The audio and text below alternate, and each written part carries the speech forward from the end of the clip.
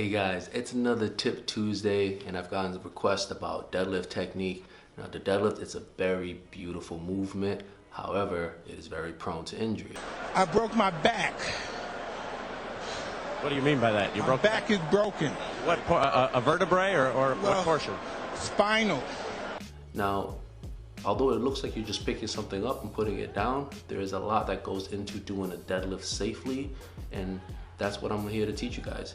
So I'm gonna show you guys how I deadlift and how I stay injury free for these simple movements. Take note and let's get right to it. Let's go, it's Tip Tuesday, baby. Tell me pretty lies, look me in the face, tell me that you love me, even if it's fake. When you approach the bar, you need to know what position you're gonna be in. Are you gonna be a conventional deadlifter? Are you gonna be a sumo deadlifter? Are you gonna be a mix of the two, which is the frog stance? Now, I'm gonna show you conventional narrow stance because that's what I do. Now, conventional narrow stance is gonna be a little bit less than your shoulder width. It's okay to be shoulder width apart because that's normal people. That's basically the normal deadlift stance. Now, why mine isn't narrow is because I used to be a little bit of a wider stance. I just wasn't driving enough power and it was a little bit uncomfortable for me. When I switched to a narrow stance, I found the right width because someone told me the narrow stance position is the deadlift kind of reflects kind of like a jump. So he said, pretend you're gonna take a jump and you're gonna go for a dunk. So every time I was pretending to go for a dunk, look, I'm not even like looking. You can see here, my feet were always in the same position. Now, I took that positioning because it's my body's natural movement for a jump, and ever since I switched, that has been one of my best deadlift positions, and I was able to take it over 500-pound deadlifts. Now, with conventional, once you decide what stance you're gonna be doing, you need to actually take that stance and put it underneath the bar. When you are underneath the bar should be hovering over your mid-foot. This area right here, mid-foot. You shouldn't have the bar on your toes, and you shouldn't have the bar touching your shins to scrape the shit out of your skin. Just keep the bar mid-foot. Now, once you have the bar underneath your mid-foot, right? You need to know where you're gonna grab it. So for me, when the bar's over my mid-foot, I take my forearms and put it right against my knee, and I just kind of go down naturally.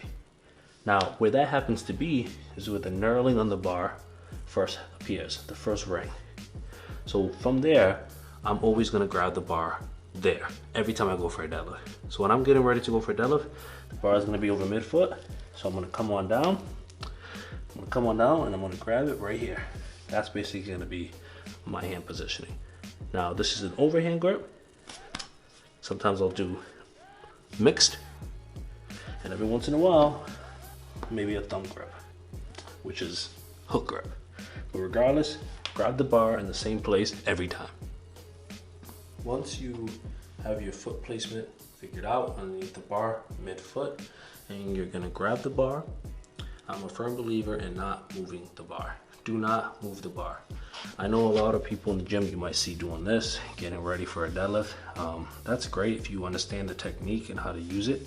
I know Eddie Hall and Thor, one of the best or the greatest deadlifters of all time, do it, and that's great.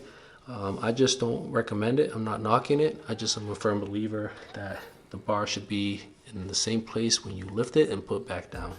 So I'm saying, do not move the bar.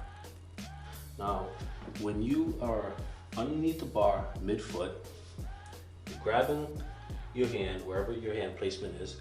Mine are gonna be right where the first knurlings are appearing in the first center ring. So now, the next steps is that you are gonna be taking a deep breath. You are gonna be contracting your core, you're gonna retract your shoulder blades, and you're gonna remove the slack from your arms all at the same time. I'm gonna show you what that means. So, once you have your hand placement, and you're getting ready for your deadlift. So usually I like to count in my head to 3. So I'm gonna show you all at once. So I'm gonna count to 3. Once I'm ready, I'm gonna take a deep breath. I'm gonna squeeze my core.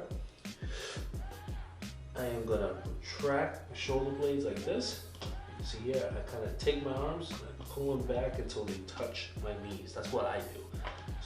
Right here, and while I'm retracting my shoulder blades, I'm removing the slack from my arms. So picture loose wires or spaghetti arms. You don't want to be doing this when you grab the bar. That can lead to injury and hyperextension. So what you want to do is you want to create tension and get your arms ready for that tension. So basically what I'm doing, taking a deep breath, contracting my core.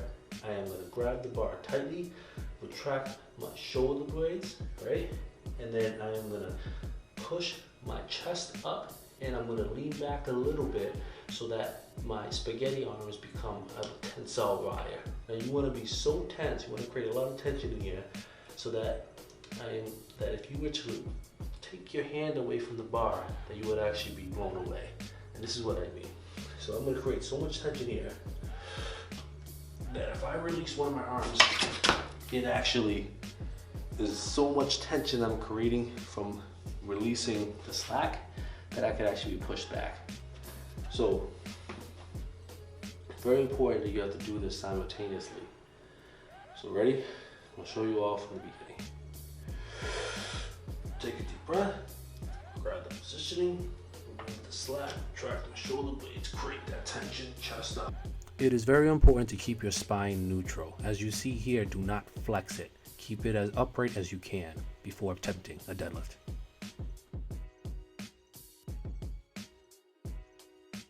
Once you're ready, I like to get in a vertical position. Try to keep my back as upright as you can, depending on your body width, depending on how thick your thighs are or your natural composition. You might have a little bit more of a lean. I try to get that lean going as much as I can. I try to stay pretty much like this. And once you're there, you're holding the deep breath and you blast up. Now when you push up, a very common mistake is that people think it's all back. No, it's a lot of leg drive actually. So with me, when I deadlift, I am basically pushing through the earth. I am pretending that my feet, and I am pushing through the ground, and I am launching up. Now, when you remove the slack, you're holding onto the bar.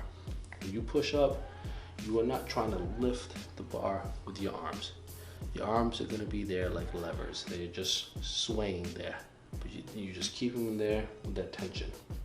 And your hands are just there to hold the bar. You are gonna be pushing through the earth and coming on up slowly.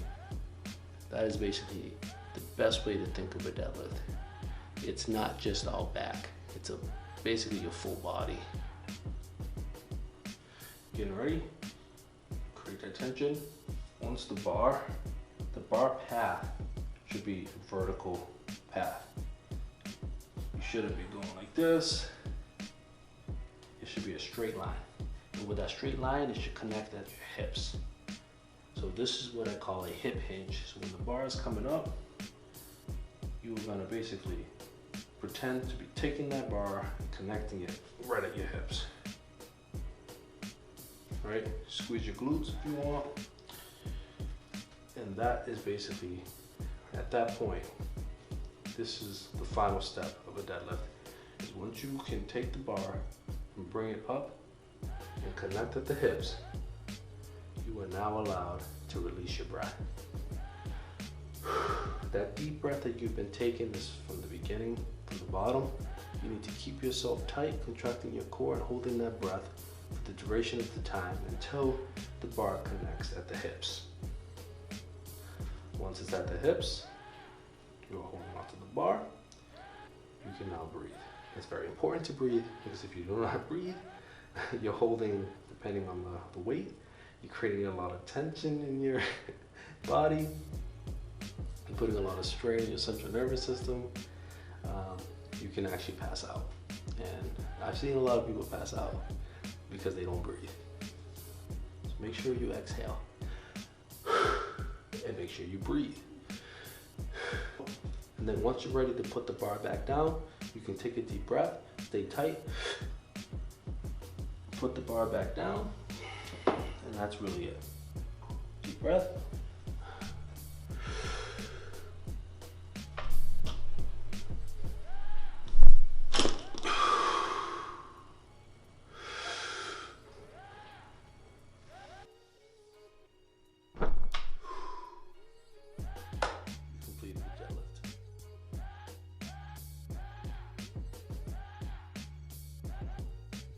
I hope you found this video helpful. If you can, please like and subscribe the video and check me out next time. Thank you.